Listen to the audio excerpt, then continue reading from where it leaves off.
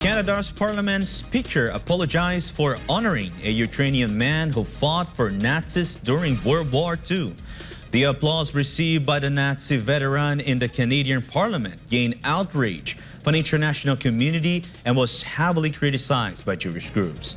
Jayne Codnita reports. We have here in the chamber today Ukrainian Canadian world veteran from the Second World War who fought the Ukrainian independence against the Russians and continues to support the troops today, even at his age of 98.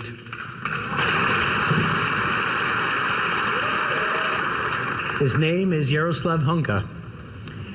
And I was going to say he's in the gallery, but I think you beat me to that. The Canadian Parliament gave 2 standing ovations to this World War II veteran, 98-year-old Yaroslav Hunka, who was honored as a Ukrainian and Canadian hero. He's a Ukrainian hero, a Canadian hero, and we thank him for all his service. Thank you.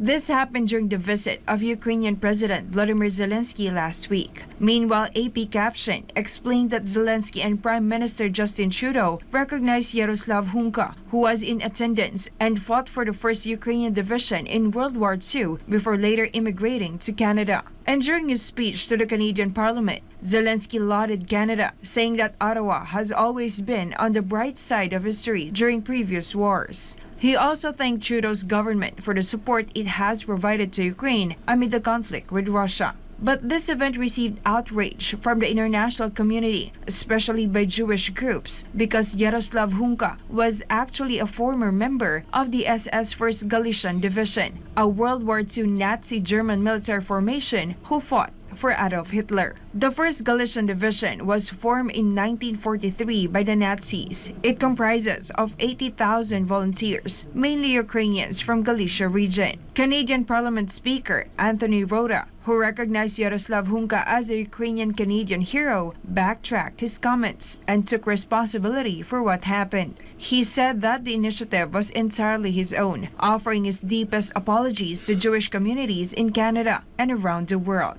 Rota also said no one, including the Ukrainian delegation, was aware of his plans or remarks beforehand. His apology comes amid fierce backlash. Friends of Simon Wiesenthal Center, a Jewish human rights group, demanded apology and said that Hunka's ties to Nazis are well documented. The center said, and quote, "Incredibly disturbing to see Canada's Parliament rise to applaud an individual who was a member of a unit of the Waffen-SS, a Nazi military branch responsible for the murder of Jews and others, and that was declared a criminal organization during the Nuremberg trials." Polish ambassador to Canada, Witold Dzygalski, has also demanded an apology from the Canadian government.